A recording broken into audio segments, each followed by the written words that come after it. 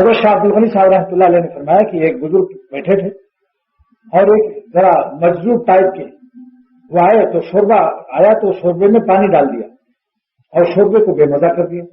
اب آپ سمجھیے اسٹو جو ہے اسٹو اصل میں ڈبل ایس ہے اس کے اندر ڈبل ایس یعنی ہاں لاؤ بہت مزے دار ٹو اس کو بگاڑ کر کے لوگ اسٹو کر دیا.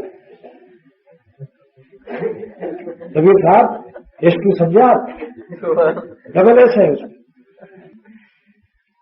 تو جب کھانا انہوں نے بے مزہ کر دیا تو جو عارف باللہ کے اللہ والے بہت اللہ کو پہچانے کے اس عارف باللہ نے کہا کہ نادان صوفی معلوم ہوتا کھانے کو بے مزہ کر دیا. اب کیا مزہ آئے گا اس کو زبردستی ٹھوسے گا پھر تو الحمدللہ کہے گا تو اوپر ہی سے نکلے گا حلق سے الحمدللہ نہیں نکلے گا.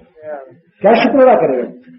اسی لیے حضرت اللہ صاحب رحمۃ اللہ علیہ فرماتے تھے کہ میاں شفلی جب پانی پیا کرو تو ٹھنڈا پیا کرو تاکہ روئے روئے سے شکر نکلے. مگر نزلہ زکام ڈبل نیمونیا ہو تو یہ مت ادا کرنا. یہ بھی ٹھنڈا پانی پینا سنت تو ہے لیکن ہاں یہ سوال بھی کیا تھا کہ جب سنت ہے تو ٹھنڈا پانی کیا کھانسی میں اور نزلہ میں بھی پیے. ہم نے کہا اس وقت میں سنت یہی ہے کہ پرہیز کرو ٹھنڈے پانی سے اور پرہیز کرنا بھی سنت ہے. حضرت علی رضی اللہ تعالیٰ عنہ کی آنکھ اٹھائی آپ نے فرمایا صلی اللہ علیہ وسلم اے علی جب تک آنکھ ٹھیک نہ ہو جائے کھجور مت کھانا کھجور گرم ہوتی ہے اور گرمی سے یہ مرض ہے گرمی پڑ جائے گی آنکھ اور لال ہو جائے گی. تو معلوم ہے پرہیز کرنا.